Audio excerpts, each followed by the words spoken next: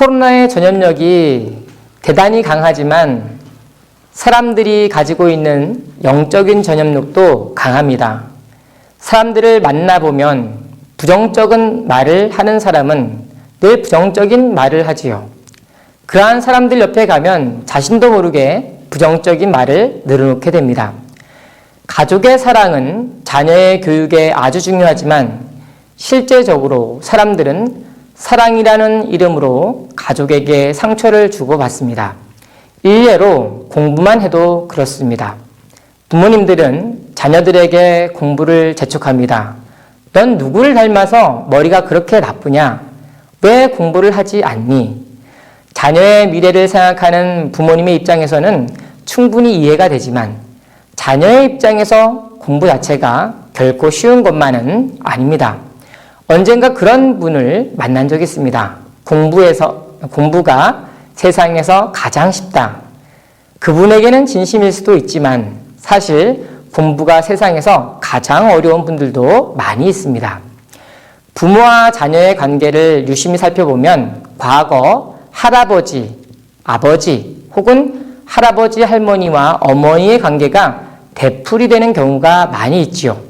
부모가 조부모에게 상처를 받은 것을 자녀에게 돌려줄 때가 있습니다. 지긋한 나이가 되신 어떤 집사님이 어린 손주들을 보면서 그런 말씀을 하십니다. 내가 살던 시대가 너무 힘들어서 내 자녀들에게 사랑을 많이 못 주었다고. 이제 내가 어떻게 아이들을 키우고 사랑을 줄지 알겠다고. 만약 나에게 아이를 키워볼 기회가 주어진다면 이제는 잘 키울 자신이 있다고. 젊었을 때보다야 잘 할 수 있겠지만 근본적인 성격이 고쳐지지 않으면 아이에 대한 태도는 잘 바뀌지 않지요. 이천은광교회 성도님들도 자녀를 잘 키우고 싶으시죠? 이 세상에서 위안이 되고 거목이 되고 또 훌륭한 사람으로 살아가기를 바랄 것입니다. 그러면 공부만 잘해서는 안 된다는 것을 기억해야 합니다. 다른 것을 보여줄 수 있어야 합니다. 여러분들에게 있는 선한 영향력을 전수해 주는 것, 그것이 불굴의 믿음이 될 수도 있습니다. 하나님을 향한 헌신의 태도일 수도 있습니다. 말씀에 대한 사랑일 수도 있고 이웃에 대한 사랑의 마음일 수도 있습니다. 이 시간 내 가족에게 줄 수 있는 사랑이 무엇인지 강의를 통해 생각해보는 시간이 되기를 소망합니다. 에드워즈의 목회와 리더십에 가장 큰 영향을 끼친 사람은 사실 그의 외할아버지 솔로몬 스토다드였습니다.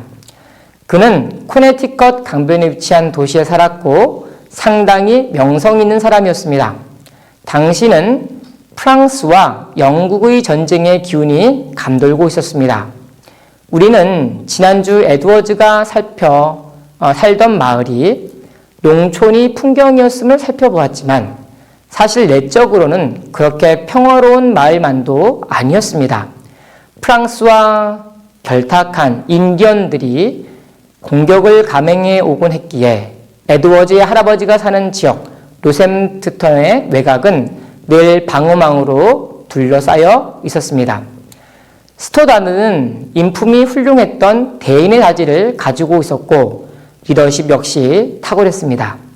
그는 해마다 하버드 대학 졸업식이나 선거일에 공식 선상에서 설교를 하곤 했습니다.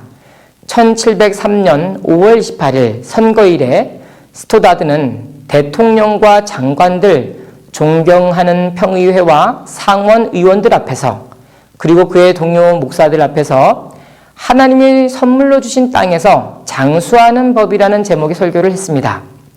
설교 본문은 10계명 가운데 제5계명이었습니다. 내 부모를 공경하라. 그리하면 너의 하나님 나 여호와가 내게 준 땅에서 내 생명이 길리라. 이 계명은 종교개혁자들과 청교도들이 전통적으로 강조했던 바와 같이 부모님들뿐만 아니라 국가의 관리와 성직자들을 포함하여 권위를 가진 모든 자를 공경하라는 교훈을 담고 있습니다. 스토다드가 권위에 대한 강조를 한 것은 전쟁의 시대에 국가의 질서가 매우 중요한 시기였기 때문입니다. 먼저 그가 살던 당시 뉴잉글랜드와 프랑스 사이에 전쟁이 발생합니다. 뉴잉글랜드 사람에게 가장 큰 관심사 중 하나는 기독교 국가의 영국과 반기독교인 카톨릭 국가 프랑스와의 전쟁이었습니다.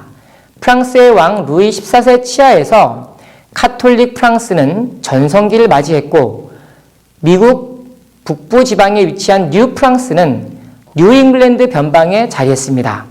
프랑스와의 전쟁 직후 국경 지대에 인디언의 무서운 침공들이 잇따랐습니다. 이러한 전쟁 시기에서 스토다드는 정부 관료들을 향해 충고하고 세금을 낮추어 방어를 강화해달라고 요청했습니다.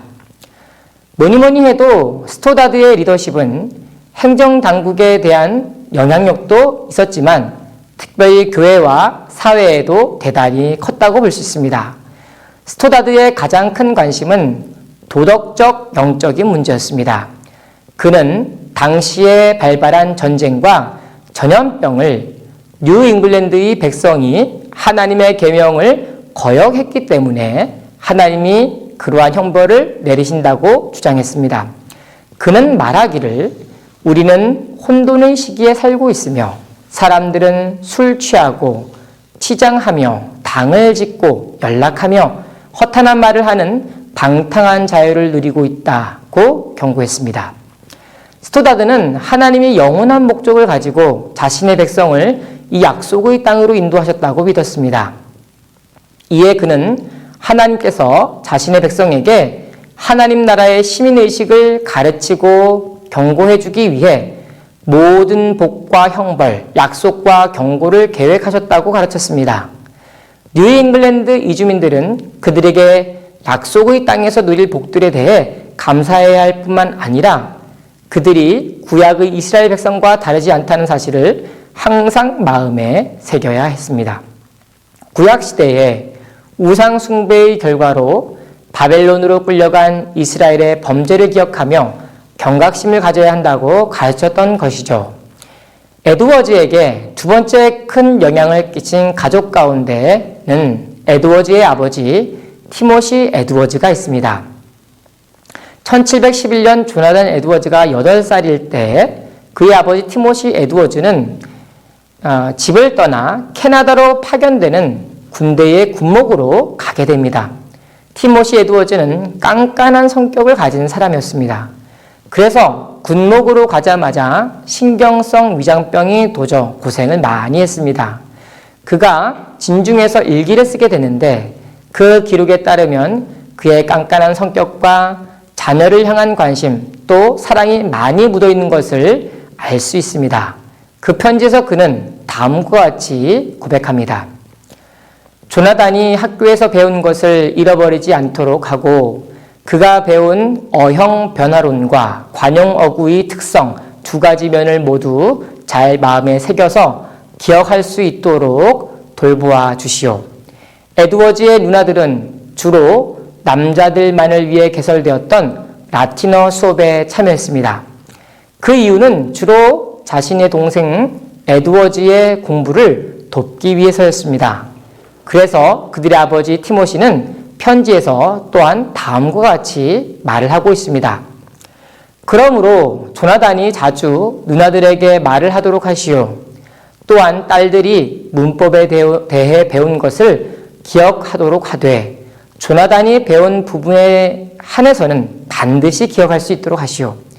조나단이 배운 것에 한해서는 누나들을 가르쳐 읽을 수 있도록 할 뿐만 아니라 조나단과 누나들이 계속해서 쓰기 연습을 하도록 하되 내가 집에 있을 때보다 더 자주 쓸 수 있도록 해주시오. 여러분은 자녀들의 학업과 신앙 중에서 어디에 더 많은 관심을 가지고 계신가요? 청교도 부모들은 자녀의 교육에 많은 관심을 가지고 있었지만 더 중요하게는 자녀의 구원에 있었습니다. 부모로서 그들은 자녀들을 가르쳐 참된 그리스도의 제자로 기르는 것이 최종 목적이었습니다. 그러면서 그들은 믿음의 생활을 강조하기 시작했습니다. 중생은 하나님의 은혜로 말미암는 것이지만 하나님의 말씀에 대한 순종의 습관이 그 길로 인도해 줄 거라고 믿었습니다. 티모시는 완벽주의자, 완고한 권위주의자이면서도 가족에게 휴머러스하고 따뜻한 애정을 늘 아끼지 않았던 마음 따뜻한 아버지였습니다. 조나단 에드워즈는 이처럼 지나치게 많은 것을 요구받으면서도 애정을 아끼지 않았던 아버지의 영향력 아래에 서 있었기에 아버지의 꼼꼼하고 세심한 성격과 태도를 닮아가게 됩니다. 이제 에드워즈의 누이들을 보겠습니다. 에드워즈의 누이들은 에드워즈에게 신앙의 감각과 훈련에 큰 도움을 주었습니다. 1711년 에드워즈가 8살이 되었을 때 에드워즈에겐 4명의 누나 그리고 3명의 여동생이 있었고 그 후에 태어난 동생들까지 합하면 총 11명의 형제자매가 있었습니다. 그들은 행복한 어린 시절을 보내는데 평균 신장이 거의 180cm나 되었습니다. 조나단은 성인이 되었을 때 아마도 180cm 이상의 키 그리고 마른 체형을 가진 것으로 추측됩니다. 에드워즈는 가부장적인 당시 문화 속에서 부모의 사랑을 독차지하고 누이들로부터 존중받으며 자라났던 것이죠. 이제 조나단 에드워즈의 어머니를 보겠습니다. 그의 어머니 에스더 스토다드 에드워즈는 훌륭한 인품을 가진 사람이었습니다. 에스더 스토다드 에드워즈는 남편과 아들 에드워즈가 죽은 후에도 무려 12년을 더 살았습니다. 그녀에 대한 기록이 많지 않는데 사람들에 의하면 에드워즈의 엄마는 키가 크고 품위가 있고 위풍당당한 외모를 가졌다고 합니다. 게다가 친절하고 상냥하며 학식과 신앙적 통찰력을 겸비한 사람이었습니다. 여성이 공부하기 쉽지 않던 시대에 아버지 솔로몬 스토다드의 도움으로 보스턴에서 일찌감치 학업을 해뜨렸습니다. 에드워즈가 어렸을 때 그의 어머니 에스더는 자신의 농가를 개조하여 학교를 만들고 자신의 자녀들과 마을 아이들을 가르쳤습니다. 심지어 90세가 될 때까지도 동네 여자들을 위해 수업을 열어 함께 공부를 가르친 일도 했습니다. 에드워즈의 친할아버지는 리차드 에드워즈였습니다. 그는 뒤늦게 재혼하여 아이를 낳게 되었으나 일찍 숨을 거두고 맙니다. 리차드 에드워즈는 그 아이의 이름을 조나단 에드워즈라 지었는데 그만 죽고 만 것이죠. 이에 그의 아들 티모시 에드워즈는 아버지의 죽은 늦둥이 아들 이름을 따서 자신의 아들의 이름을 조나단이라 지었습니다. 그렇게 하여 에드워즈는 조나단 에드워즈라는 이름을 갖게 됩니다. 전 교육부 장관 한 분이 자녀 교육에 대한 글을 쓴 것을 본 적이 있습니다. 아이들에게 공부 습관을 길러주려고 집에서 부모님들이 한동안 책을 보는 습관을 들였다고 합니다. 그런데 아무리 노력해도 어떤 아이는 그 모습을 보고 따라하는가 하면 어떤 아이는 안 했다는 것입니다. 그러면서 내리는 결론이 아이에게 맞는 것을 하도록 하는 것이 공부를 잘 가리키는 것이라고 합니다. 공부 교육은 사람마다 타고난 탤런트가 다른 것 같습니다. 그러나 진짜 중요한 것은 신앙교육입니다. 진정한 가족의 사랑이 신앙교육으로부터 나타날 때에 내 아이는 진정한 신앙의 창의력을 가지게 됩니다. 만약 우리 자녀들이 공부를 잘하기를 원한다면 자녀들에게 신앙의 교육 환경을 마련해 주는 것이 가장 필수적입니다. 학원보다 신앙교육이 우선해야 합니다. 할아버지도 부모님도 형제들도 하나님의 뜻에 집중하는 교육 환경이 그 아이를 위대한 학자로 인도합니다. 그 가운데 가족의 사랑이 함께 전달된다면 이보다 더 좋은 교육 환경은 없습니다. 우리에게는 지금도 자녀를 사랑할 수 있는 기회가 있고 그들을 섬길 수 있는 시간이 있습니다.